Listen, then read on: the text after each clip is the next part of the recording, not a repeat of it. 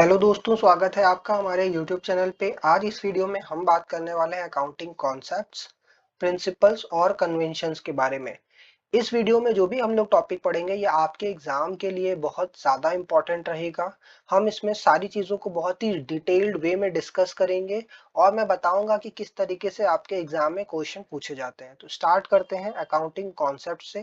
तो accounting concept basically क्या होता है बेटा, एक तरीके का एजम्पशन होता है जिसके बेसिस पे हम अपना फिनेंशियल स्टेटमेंट प्रिपेयर करते हैं। डन। तो अकाउंटिंग कॉन्सेप्ट्स क्या होते हैं, एक तरीके के एजम्पशंस होते हैं, यानी कि आपको कुछ चीजों को एज्यूम करके चलना है अपना फिनेंशियल स्टेटमेंट बनाते वक्त। उसी को हम क्या बोलते हैं, अकाउंटिंग कॉन्सेप्ट्स। वो कौन से कॉन्सेप्ट्स हैं अभी हम लोग आगे नीचे नीचे डिस्कस करेंगे इस पीडीएफ में आगे। अकाउंटिंग प्रिंसिपल्स क्या होते हैं, एक तरीके से ये वर्क करते हैं गाइडलाइन के तरीके से। जब भी आप फंसते हो कहीं पे अकाउंटिंग करते वक्त, जब आपको चूज करना होता है डिफरेंट अल्टरनेटिव्स में से कि भैया कौन सा प्रोसीजर लगाएं, कौन सा कन्वेंशन हम यूज करें, तो ये जो अकाउंटिंग प्रिंसिपल्स है वो एज अ गाइड मेरे को हेल्प करते हैं कि भाई मुझे जो उस सिचुएशन के अकॉर्डिंग बेस्ट है हमें वो चूज करने को मिले। तो ये हमें अकाउंटिंग प्रिंसिपल्स गाइड करते हैं। तो एक बार डेफिनेशन पढ़ लेते हैं।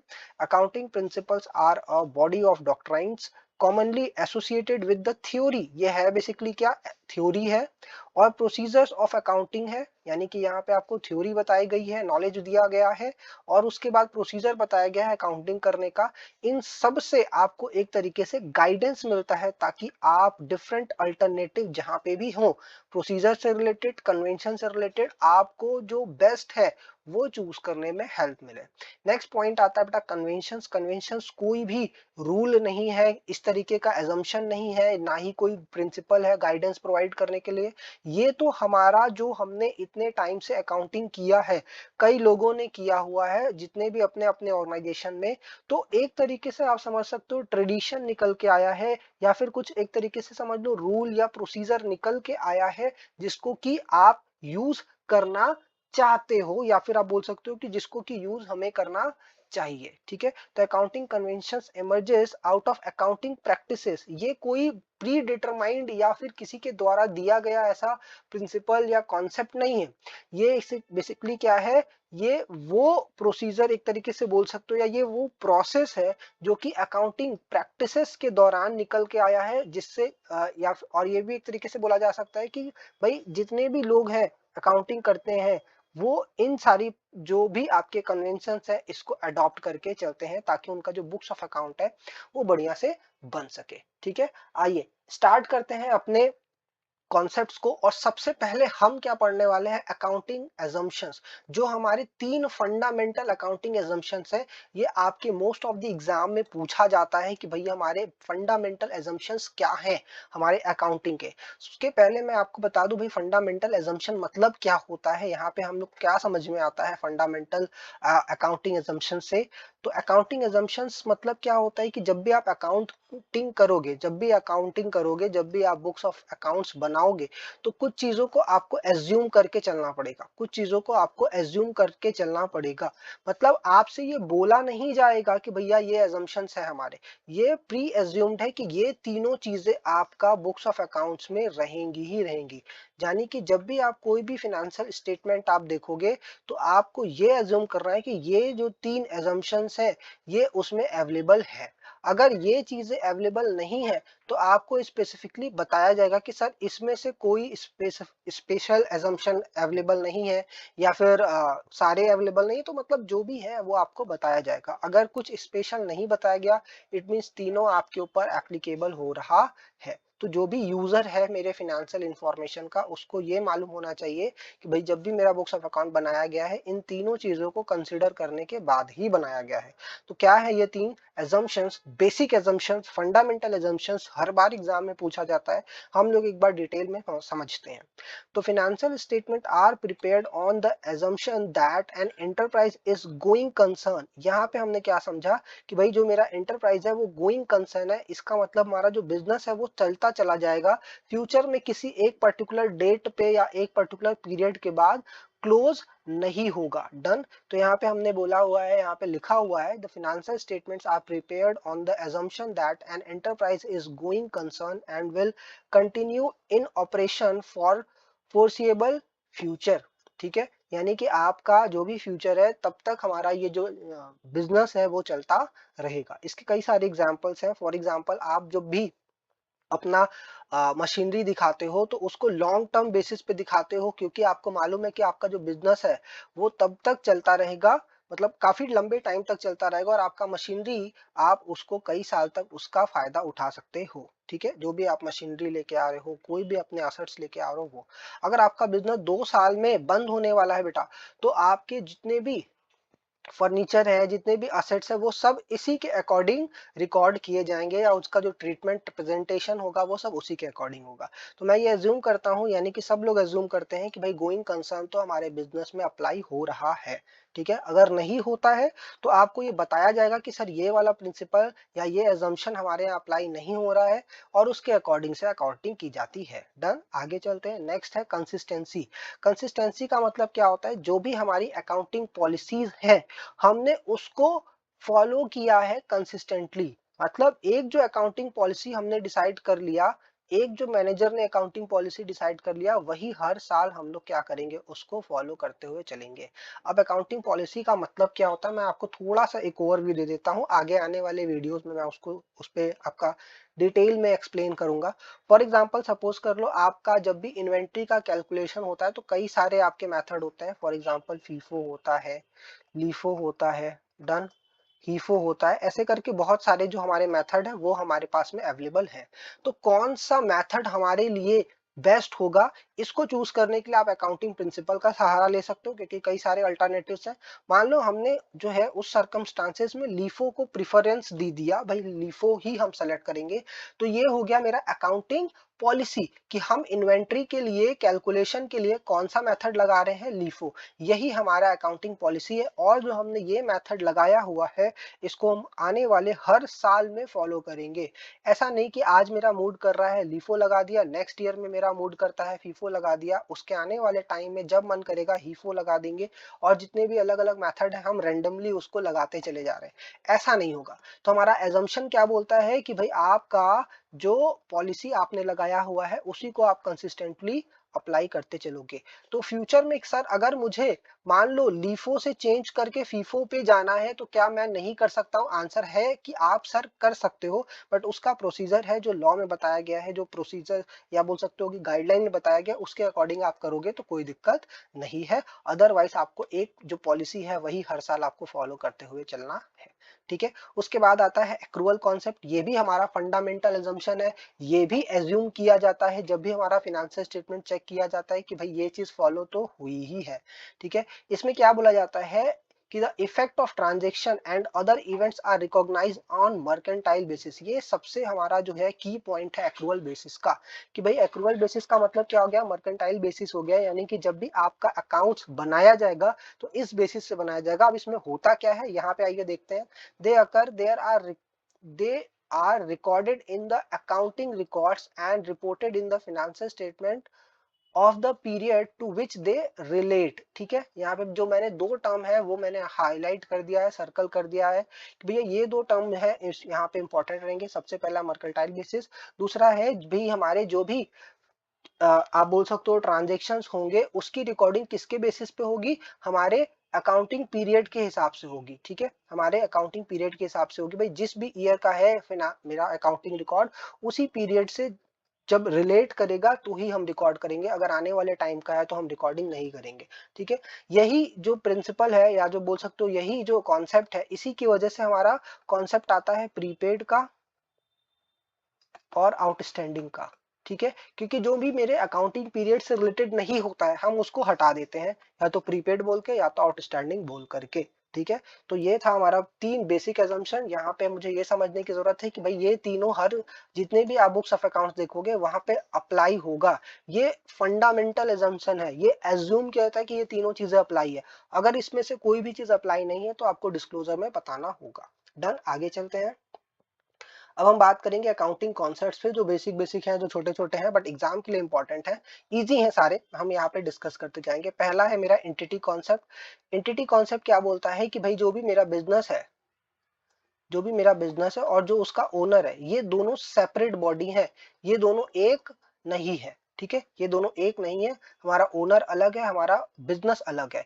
जब भी हम बुक्स ऑफ अकाउंट्स बनाएंगे, जब भी हम बुक्स ऑफ अकाउंट्स में अकाउंटिंग की ट्रीटमेंट करेंगे, हम सिर्फ ओनर को हम सिर्फ बिजनेस को ध्यान में रख के करेंगे, यानी हम अपने बुक्स में सिर्फ और सिर्फ बिजनेस के ट्रांजैक्शंस को रिकॉर्ड करेंगे, ओनर के किसी भी ट्रांजैक्शंस को रिकॉर्ड नहीं करेंगे अनलेस वो बिजनेस से रिलेटेड ना हो। जैसे अगर ओनर जो है कैपिटल लेके आएगा तो हम उसकी रिकॉर्डिंग करेंगे, ओनर अगर फैमिली का अपने एक्सपेंसेस पे करता है तो वो हम रिकॉर्ड नहीं करेंगे, ओनर अगर बिजनेस का एक्सपेंसेस पे करता है तो ऑफकोर्स रिकॉर्ड किया जाएगा। कुल मिला के मुझे यहाँ पे ये समझाना है आपको कि भाई जहां पे भी बिजनेस के ट्रांजेक्शन्स आएंगे उसकी रिकॉर्डिंग होगी, ओनर के अपने ट्रांजैक्शंस यहाँ पे रिकॉर्ड नहीं होंगे। वो क्या बोलता है, बिजनेस एंटिटी कॉन्सेप्ट। आप बोल सकते हो कि सर ऐसे कैसे हो गया, सर ओनर का ही तो बिजनेस है। भाई बिजनेस जो है वो नो डाउट ओनर से ही रिलेटेड है, बट जब हम अकाउंटिंग करते हैं तो सिर्फ और सिर्फ बिजनेस को ही ध्यान में रख के करते हैं। तो देखिए क्या लिखता है, business enterprise is a separate identity apart from its owner. तो पहली लाइन में उन्होंने क्लियर बता दिया कि भाई जो भी मेरा बिजनेस इंटरप्राइज है वो सेपरेट है, सेपरेट आइडेंटिटी है उसके ओनर से। जितने भी बिजनेस ट्रांजेक्शन्स हैं रिकॉर्ड किए जाएंगे बिजनेस के बुक्स ऑफ अकाउंट्स में, हमेशा बिजनेस को ध्यान में रख करके, और जितने भी अफेयर्स होंगे वो सब आपके फ्री रहेंगे ओनर के अफेयर से, मतलब उससे इन्फ्लुएंस्ड नहीं रहेंगे। Done, clear. आगे चलते हैं, मनी मेजरमेंट कॉन्सेप्ट, ये भी बहुत बढ़िया सा कॉन्सेप्ट है, इसके बारे में आप लोग इकोनॉमिक्स में भी पढ़ोगे। ठीक है, इकोनॉमिक्स में भी इसका जिक्र आता है, जब मनी वाला चैप्टर पढ़ा जाता है तब। क्लियर। तो ये क्या बोला जाता है, यहाँ पे ये बोला जाता है कि जितने भी आपके बेटा ट्रांजेक्शन्स है वो जब तक मनी में मेजर नहीं होंगे आप उसकी रिकॉर्डिंग नहीं करोगे। ठीक है, जब तक भी मनी में मेजर नहीं होंगे, भले ही वो बिजनेस के लिए कितना भी इंपॉर्टेंट हो। हमने अपने क्लाइंट के साथ में या फिर कस्टमर के साथ में कॉन्ट्रैक्ट साइन किया है, ठीक है, हमने अपने क्लाइंट के साथ में कॉन्ट्रैक्ट साइन किया है, बट अभी उसका इम्पैक्ट नहीं पड़ रहा है हमारे बिजनेस में, तो रिकॉर्डिंग नहीं करेंगे। यानी कि कॉन्ट्रैक्ट साइन करना मनी में मेजर नहीं किया जा सकता है। हाँ, कॉन्ट्रैक्ट साइन होने की वजह से अब मुझे ऑर्डर मिलने लगा, हम उसको सेल करके देने लगे, तो उसका जो भी रेवेन्यू होगा उसकी रिकॉर्डिंग की जाएगी। कॉन्ट्रैक्ट साइन करना is not the money measured concept, या बोल सकते हो मनी मेजर्ड ट्रांजेक्शन नहीं है हमारा, उससे जो रेवेन्यू जनरेट होगा उसको हम रिकॉर्ड करेंगे। ठीक है, और एग्जांपल आप देख सकते हो, जैसे फॉर एग्जांपल दो एम्प्लॉय है, आपस में लड़ाई कर लिया उन लोगों ने, ठीक है, तू मैं हुई, काफी ज्यादा उन्होंने शब्दों का आदान प्रदान किया। क्लियर, तो उसकी रिकॉर्डिंग नहीं होगी। हाँ, अगर लड़ते वक्त उन्होंने कोई भी ऑफिस फर्नीचर डैमेज कर दिया, कोई भी ऑफिस की प्रॉपर्टी को डैमेज कर दिया, तो उससे होने वाले लॉस की रिकॉर्डिंग होगी। इन दोनों में जो आपस में बहस हुआ है उसकी रिकॉर्डिंग नहीं करेंगे। क्यों? क्योंकि हम उसको मनी में मेजर नहीं कर सकते कि भाई हमने इतने रुपए की जो है उसको डांट लगाई, हमने इतने रुपए की उसकी पिटाई की, उससे होने वाला जो मेरा लॉस है असेट्स का, उसको अगर मनी में मेजर कर लेते हो तो आप उसको रिकॉर्ड करोगे। ठीक है, only those transactions which can be measured in terms of money are recorded transactions even if they affect the results of business materially are not recorded। जैसे कि मैंने कॉन्ट्रैक्ट वाला बताया था, if they are not convertible in the monetary terms। Contract sign होना is not the transaction, contract sign होने की वजह से जो हमारे रेवेन्यू में चेंज हुआ, हमारे एक्सपेंसेस में चेंजेस हुए, उसको मैं रिकॉर्ड करूंगा।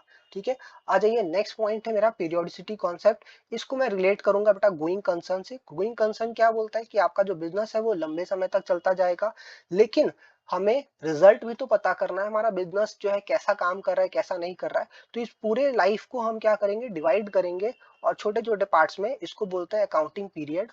ये जो मेरा अकाउंटिंग पीरियड है, उसी बेसिस पे हर अकाउंटिंग पीरियड में मैं यहाँ पे क्या करूंगा, अपने रिजल्ट्स को कैलकुलेट करूंगा। ठीक है, इसको आप इस तरीके से देख सकते हो, एक छोटा सा एग्जांपल से आप इसको समझ सकते हो। फॉर एग्जांपल, एक बच्चा जो है वो नर्सरी में एडमिशन लेता है और वो पूरा जो है 12th तक की पढ़ाई करता है, बट बीच में कोई भी एग्जाम नहीं देता है, मतलब 12th तक पूरी स्कूलिंग करता है, नर्सरी में एडमिशन लेकर के पूरी, अब तो प्ले ग्रुप और ये सब चीजें हो गई, तो पूरा 12th तक की पढ़ाई करता है बट बीच में कोई भी एग्जाम नहीं देता।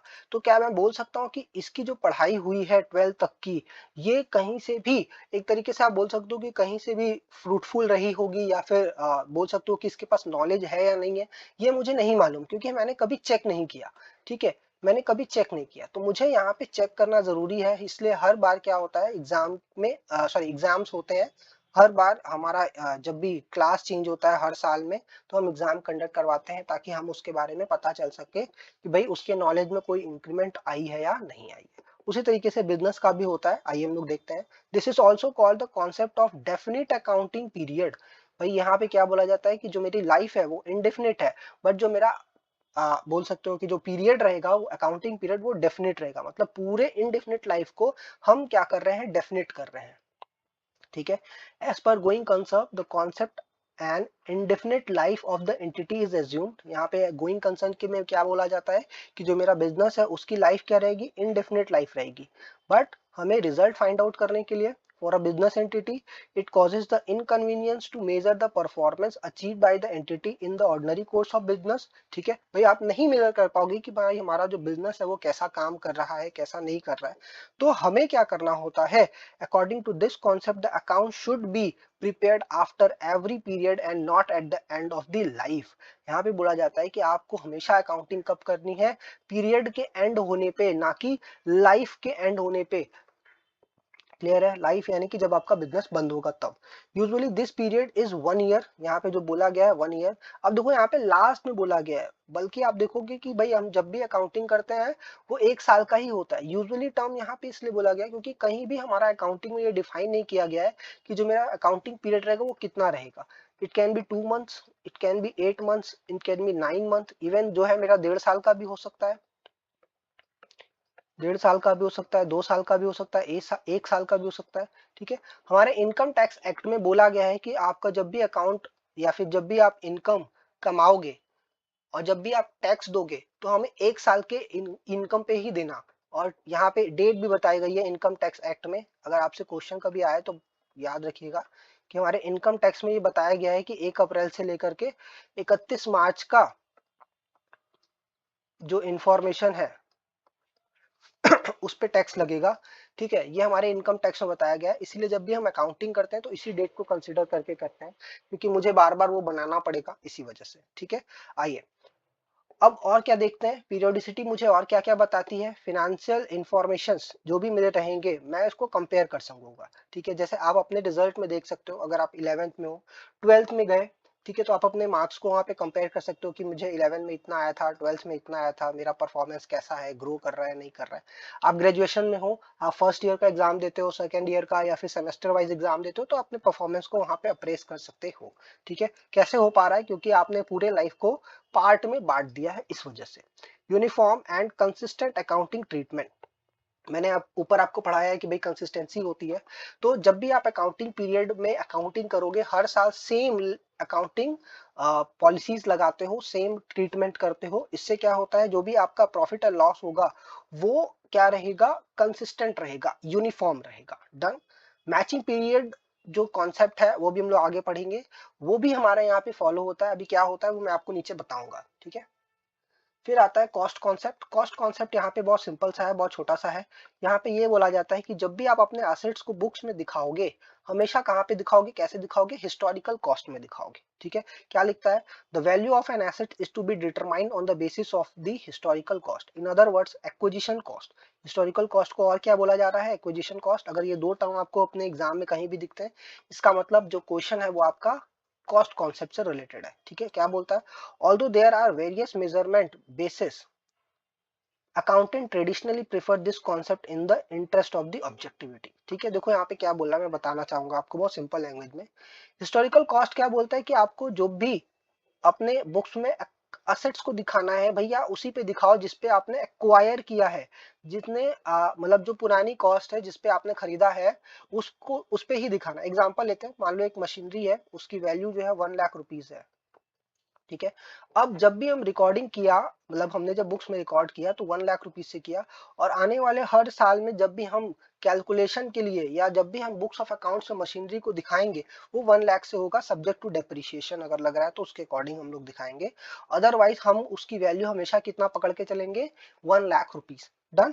भले ही उसकी वैल्यू में रीवैल्यूएशन हो जाए, 1 लाख का वो 1.5 हो जाए, बट फिर भी हम क्या दिखाएंगे, उसको 1 लाख ही दिखाएंगे। क्लियर है, तो ये मैंने एग्जांपल से आपको समझा दिया कॉस्ट कॉन्सेप्ट क्या होता है, याद रखिएगा इसको। नेक्स्ट पॉइंट होता है रियलाइजेशन कॉन्सेप्ट। ये भी एक तरीके से आप बोल सकते हो कि थोड़ा मतलब उतना इंपॉर्टेंट नहीं है, बट फिर भी एग्जाम में कभी कभी पूछा जा सकता है। इसको भी मैं आपके कॉस्ट कॉन्सेप्ट से ही कंसिडर करके चलूंगा। यहाँ पे ये बोला जाता है, देखो ये मतलब जो कॉन्सेप्ट है कॉस्ट कॉन्सेप्ट और रियलाइजेशन कॉन्सेप्ट, ये कहीं ना कहीं प्रूडेंस से कनेक्टेड है। मैं प्रूडेंस भी बताऊंगा आपको क्या होता है। तो अभी फिलहाल हम लोग इसको समझते हैं, फिर मैं प्रूडेंस जब बताऊंगा तो वापस से आपको एक बार इसको बता दूंगा, ठीक है। It closely follows the cost concept. Any changes in the value of an assets is to be recorded only when the business realise it. क्या बोला जाता है कि भाई हमने यहाँ पे क्या बोला, आपको एग्जांपल जब दिया कि मेरी जो 1 लाख रुपीस की असेट्स है वो कितनी हो गई, 1.5 लाख।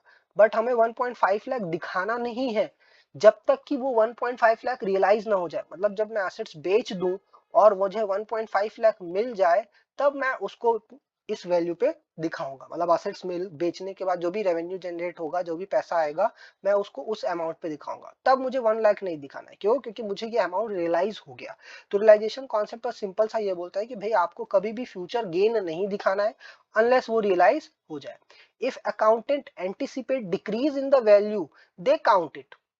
अगर मान लो कोई भी डिक्रीज होता है वैल्यू में, तो मुझे उसको कंसिडर करना पड़ेगा। इफ देयर इज, ठीक है, फॉर एग्जांपल डेप्रिसिएशन से आपको मालूम है कि जब भी आप मशीनरी को यूज करोगे उसकी वैल्यू क्या होगी बेटा, नीचे जाएगी। उसकी वैल्यू क्या होती है, कम होती जाती है। तो आप उसकी वैल्यू को कम करते चले जाते हो इसी कॉन्सेप्ट की वजह से, ठीक है। But if there is increase in the value, they ignore until it realise. ठीक है, मेरे बात समझ में आ गई होगी आई गेस आपको, कि जब भी मेरी वैल्यू कम होगी आपको तुरंत रियलाइज कर लेना है, सॉरी रियलाइज नहीं, अकाउंट कर लेना है, उसको रिकॉर्ड कर लेना है। लेकिन अगर उसकी वैल्यू इंक्रीज हो रही है तो आपको उसको इग्नोर कर देना है, ठीक है।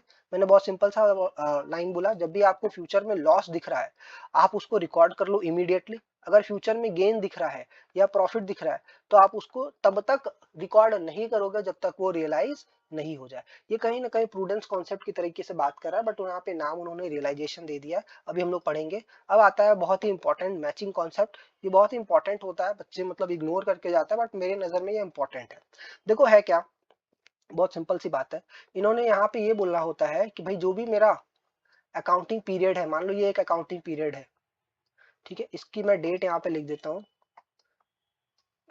सपोज कर लो 1/4 और 26, और यहाँ पे क्लोज होगा वो 31 मार्च 2027 को, ठीक है। ये मेरा अकाउंटिंग पीरियड है, और ये जो है आपका इसके पहले का पीरियड, ये जो है आपका इसके बाद का पीरियड।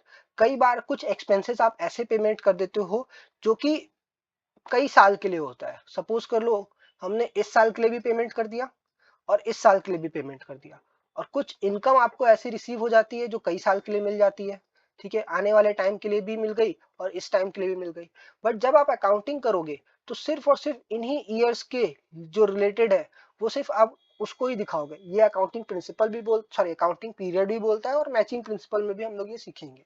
मैचिंग कॉन्सेप्ट हमेशा बेसिकली इस तरीके से बोला जाता है कि भाई जो भी आपको रेवेन्यू जनरेट हुआ है, उस रेवेन्यू को जनरेट करने के लिए जितने भी आपके एक्सपेंसेस लगे हैं उसको मैच करा के लिखो, उसको मैच करा के लिखो। फॉर एग्जाम्पल अगर इस ईयर में मैंने 5 लाख रुपीस का सेल किया है, तो इस 5 लाख को सेल करने के लिए जितने भी एक्सपेंसेस हुए हैं, जितने भी खर्चे हुए हैं, उसको आप रिकॉर्ड कर लो। सपोज कर लो 3 लाख रुपीस का हुआ है, तो जाके आपका प्रॉफिट निकल के आएगा भाई 2 लाख रुपीस का मेरे को प्रॉफिट हो गया। ये तभी निकल के आएगा जब आप क्या करोगे, सिर्फ वही खर्चे लिखोगे जो इस ईयर के सेल से रिलेटेड है। डन। आइए यहाँ पे पढ़ते हैं डेफिनेशन क्या लिखता है।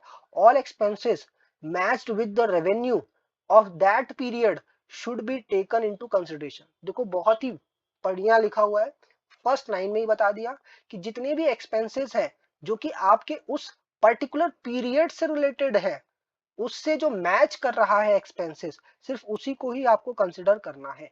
In the financial statement of the organization, if any revenue is recognized, then expenses related to earn that revenue should also be recognized. अगर आपके अकाउंटिंग पीरियड में कोई भी रेवेन्यू आपने जनरेट की है और उस रेवेन्यू को जनरेशन के लिए जो भी आपका एक्सपेंस लगा है बेटा, आप उसको उसी अकाउंटिंग पीरियड में रिकॉर्ड करोगे, ठीक है। This concept is based on the accrual concept. Accrual में भी हम यही पढ़ते हैं जो मैंने यहाँ पे अभी बताई आपको बातें, ये सब एक्रूअल की बातें हैं, अकाउंटिंग पीरियड का भी है।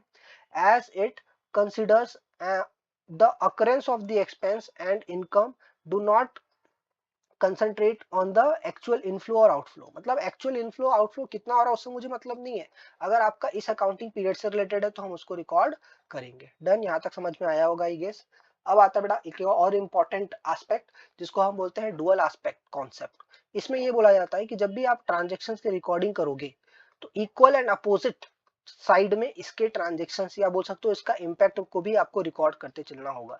इसी वजह से मेरा डेबिट और क्रेडिट का रूल निकल के आता है, ठीक है, इसी वजह से मेरा डेबिट और क्रेडिट का रूल, 3 गोल्डन रूल जिसको हम पढ़ते हैं वो निकल के आता है, ठीक है। आइए यहाँ पे क्या लिखता है, this concept is the core of double entry bookkeeping, every transaction और इवेंट हैज टू एस्पेक्ट, हर ट्रांजेक्शन के दो एस्पेक्ट हैं।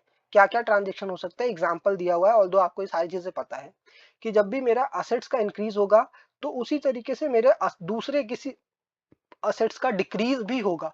फॉर एग्जांपल आपने मशीनरी परचेज किया, एक असेट्स इंक्रीज हुआ है, कैश मेरा जाएगा, ठीक है, तो एक असेट्स डिक्रीज भी हो रहा है। मान लो एक असेट्स हमने क्या किया है, इंक्रीज किया है, उसी तरीके से दूसरा कोई लायबिलिटी भी इंक्रीज होगा। मान लो हमने मशीनरी परचेज किया और कोई लायबिलिटी भी हमने रेस की है, मान लो उधार पे हमने खरीदा है तो मशीनरी परचेज करके लाएंगे और उसके अगेंस्ट में मेरी लायबिलिटी भी जनरेट हो जाएगी।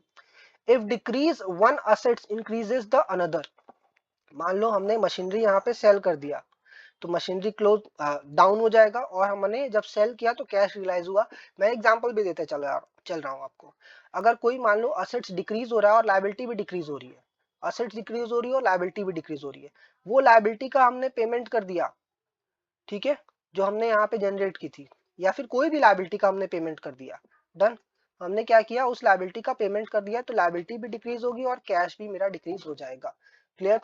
अब आ जाइए और क्या एग्जांपल दिया हुआ है, अगर कोई लायबिलिटी इंक्रीज हो रही है तो एक दूसरी कोई लायबिलिटी डिक्रीज भी होगी, ठीक है। मान लो हमारे क्या हो सकते हैं, इसमें एग्जांपल ले लो, हम एक लायबिलिटी को क्लियर करने के लिए, एक लायबिलिटी को क्लियर करने के लिए दूसरी लायबिलिटी रेज कर लिए, एक लोन को क्लियर करने के लिए दूसरी लोन ले लिया हमने, ठीक है। It increases a liability and increases an assets, same example हो जाएगा, ठीक है। इसको देख सकते हो कि हमने मशीनरी खरीदा और लायबिलिटी जनरेट हो गई, it decreases the liability and increases the another liability, same चीज हो जाएगा यहाँ पे vice versa, it decreases the liability and decreases an assets, ठीक है। ये वाला आप कॉन्सेप्ट लेके चल सकते हो कि हमने लायबिलिटी का पेमेंट कर दिया और कैश का भी पेमेंट हो गया, मतलब एक तरीके से ये सारी चीजें आपकी साइमल्टेनियसली चल रही हैं। क्लियर है, तो इससे समझ में आया होगा कि हमारा डुअल एस्पेक्ट कॉन्सेप्ट कैसे काम करता है। फिर हम बात करेंगे कंजर्वेटिज्म अप्रोच, ये वन ऑफ द इम्पोर्टेंट है, ये हर बार एग्जाम में पूछा हुआ है, इसको आपको ध्यान से समझना है। प्रूडेंस बोलता है भाई अपने आप को मुझे एकदम बहुत निगेटिव सोच के चलना है, मेरे साथ कुछ भी अच्छा नहीं होता है, अच्छा मेरे साथ होता ही नहीं है, तो मुझे एकदम सतर्क होके चलना है। भाई फ्यूचर में लॉस होने वाला है, आज ही रिकॉर्ड कर लो, फ्यूचर में लॉस होने वाला है, आज ही रिकॉर्ड कर लो। फ्यूचर में कोई इनकम है, जब तक हो ना जाए उसको रिकॉर्ड नहीं करना है, जैसे हमने वहां पे देखा था रियलाइजेशन कॉन्सेप्ट में, उसी तरीके से। तो conservatism states that the accountant should not anticipate the future income, जब भी उसको फ्यूचर इनकम होगी तो उसको एंटिसिपेट नहीं करना है। They should provide all possible losses, लेकिन अगर कोई पॉसिबल लॉस है बेटा तो उसको आपको रिकॉर्ड करना है। This concept should be at the least 3 qualitative characteristics of the financial statement, इसकी वजह से मेरे 3 कैरेक्टरिस्टिक्स भी आपके निकल के आते हैं। एग्जाम्पल मैं दे देता हूँ, फिर उसके बाद मैं आगे चलता हूँ, ये कैरेक्टरिस्टिक्स की बाद में बात करेंगे। फॉर एग्जाम्पल आपके डेटर है, ठीक है, आपके डेटर है, अभी डेटर डूबे नहीं है, आपको लग रहा है, तो आपने क्या बना लिया, प्रोविजन बना लिया, प्रोविजन फॉर डाउटफुल डेप्ट, अभी डेप्ट जो है वो डाउटफुल है, तभी आपने क्या बना लिया, प्रोविजन बना लिया, डूबे नहीं है बेटा, तभी भी आपने लॉस उसको मान के उसको रिकॉर्ड कर लिया, ठीक है। क्लियर, ये इसका एग्जाम्पल हो जाएगा। क्या क्या है हमारे क्वालिटीज जो यहाँ पे कंजर्वेटिज्म की वजह से मुझे दिखने को मिलता है, फेथफुल रिप्रेजेंटेशन, आप जो है फेथफुल रिप्रेजेंटेशन देते हो अपने फाइनेंशियल स्टेटमेंट का, बढ़ा चढ़ा के आपने इनकम नहीं दिखाया है, लॉसेस को आपने दिखाया है जो हुए नहीं है, जो होने वाले हैं, जो आपके बिजनेस पे इम्पैक्ट डालेंगे, उस लॉसेस को भी दिखाया है, यानी जो आपका प्रेजेंटेशन है उस पर भरोसा किया जा सकता है। Prudence, judgement about the future possible losses, जो भी फ्यूचर लॉसेस है उसके बे जजमेंट करके आपने उसको अभी से ही गार्ड कर दिया, यानी कि डाउटफुल डेप्ट है बट उसके अगेंस्ट में आपने प्रोविजन लगा दिया है। As well as gain which are uncertain, जो गेन अनसर्टेन है उसके लिए भी आपने क्या कर दिया है, यहाँ पे एक तरीके से गार्ड लगा दिया। देखो कई बार मेरे को इनकम जो होती है उन्होंने डाउटफुल रहती है, जैसे यही मान लो एग्जांपल जो है, ये जो है एक तरीके से आपने क्या किया है, क्रेडिट सेल किया है, आपको फ्यूचर में पैसे मिलने वाले हैं, फायदा है आपका, बट आपको लग रहा है कि यार ये दिक्कत करेगा, ये डाउटफुल है, इसलिए आपने क्या किया, इसके अगेंस्ट में डाउट लगा दिया है, या बोल सकते हो प्रोविजन लगा दिया। Neutrality, that is the unbiased outlook required to identify and record such possible losses and as well as exclude the uncertain gains। ठीक है, आपने फ्यूचर में होने वाले लॉसेस को दिखाया है और जो अनसर्टेन गेन है उसको हटाया है। क्लियर है? देखिए किसी भी बिजनेस में कोई भी चाहेगा कि जो उसकी इनकम है वो ज्यादा दिखे और एक्सपेंसेस जो है मेरे कम दिखे, बट प्रूडेंस इसी का उल्टा काम करता है, एक्सपेंसेस जो होने हुए भी नहीं है उसको बढ़ा के दिखाता है, इनकम क्या होता है उसको घटा के दिखाता है अगर अनसर्टेन है तो। ठीक है, तो प्रूडेंस जब भी रहेगा तो हम लोग बोल सकते हैं कि हमने जो भी इंफॉर्मेशन दिखाया है वो न्यूट्रल दिखाया है, कभी भी बढ़ा चढ़ा के हमने नहीं दिखाया है। अगला कॉन्सेप्ट आता है बेटा, एक अगेन एक इंपॉर्टेंट पॉइंट है मैटरलिटी। मैटरलिटी क्या बोलता है कि जो भी इंपॉर्टेंट चीजें हैं, जो भी सामने वाले यूजर को इंपॉर्टेंट इंफॉर्मेशन देगा आपके बिजनेस के बारे में, आप उसको दिखाओ अपने बुक्स ऑफ अकाउंट में। हम कौन सा मेथड यूज किए हैं वो भी बताओ, इन्वेंट्री के लिए आपने कौन सा मेथड यूज किया है, लीफो है फीफो है वो भी बताओ। सर कहाँ बताएंगे, बुक्स ऑफ अकाउंट्स में तो नहीं दिखा सकते, तो हम डिस्क्लोजर में दिखाते हैं। क्लियर है? देखो यहाँ पे लिखता है, क्या लिखता है हम लोग पढ़ेंगे तो समझ में आएगा। According to materiality principle, all the items having significant economic impact on the business of the enterprise should be disclosed in the financial statement। तो जो भी हमारे लिए इंपॉर्टेंट है, जो भी हमारे लिए सिग्निफिकेंट इकोनॉमिक मैटर्स है उसको मुझे यहाँ पे दिखाना होगा। Any insignificant item which will only increase the work of the accountant but not the but not be the relevant for the user need should not be disclosed in the financial statement। बहुत सी ऐसी सारी चीजें होती जो irrelevant होती हैं, सिर्फ headache बढ़ाती हैं अकाउंटेंट का, तो इन सब चीजों को मुझे हटा देना है, सिर्फ जो इंपॉर्टेंट चीजें हैं उसको मैं यहाँ पे यूज करूंगा। अब कौन सा चीज इंपॉर्टेंट है कौन सा नहीं है ये मेरे अकाउंटेंट साहब डिसाइड करेंगे, ये थोड़ा सा सब्जेक्टिव मैटर है, उनकी नजर में कौन सा इंपॉर्टेंट है कौन सा नहीं है, बट अगेन उनको जस्टिफिकेशन देना होगा कि उन्होंने कौन सी चीजों को इंपॉर्टेंट बोला है, सिग्निफिकेंट बोला है, इनसिग्निफिकेंट बोला है, तो वो दूसरा मैटर है। बट मुझे यहाँ पे क्या समझना है कि भाई हमने मैटरलिटी को फॉलो करना है, जो भी इंपॉर्टेंट चीज है उसको मुझे दिखाना है, जो इंपॉर्टेंट नहीं है उसको मुझे हटा देना है। एक और इंपॉर्टेंट पॉइंट है जो कि आपके एग्जाम के लिए बहुत ज्यादा इंपॉर्टेंट है, इसको मैं स्टार बना देता हूं, qualitative characteristics of financial statement, कि कौन कौन सी क्वालिटेटिव कैरेक्टरिस्टिक्स मिलेगी मुझे फाइनेंशियल स्टेटमेंट को देख करके। ऑल्दो जो भी इंफॉर्मेशन दिखाए जाते हैं आपके सब क्वांटिटेटिव होते हैं, बट क्वालिटेटिव फीचर्स भी आपको यहाँ पे देखने को मिलेगा आपके फाइनेंशियल स्टेटमेंट में। क्या क्या? सबसे पहला तो सर जो भी इंफॉर्मेशन दिखाई गई है वो कंप्लीट है, क्योंकि आपने मैचिंग प्रिंसिपल और अकाउंटिंग पीरियड के कॉन्सेप्ट को यूज करके बनाया है। सब्सटेंस ओवर फॉर्म, मतलब मटेरियल चीजें दिखाई जाएंगी, बकवास चीजें नहीं दिखाई जाएंगी। ठीक है, जो इंपॉर्टेंट है वो दिखाया जाएगा। ठीक है, जो जिस फॉर्मेट में है उस तरीके से नहीं दिखाया जाएगा, बट जो इंपॉर्टेंट है वो उस तरीके से दिखाया जाएगा, इसको बोलते हैं सब्सटेंस ओवर फॉर्म। फिर आगे आपका मैटरलिटी, जो इंपॉर्टेंट चीजें हैं वही चीजें आपको दिखाई जाएंगी।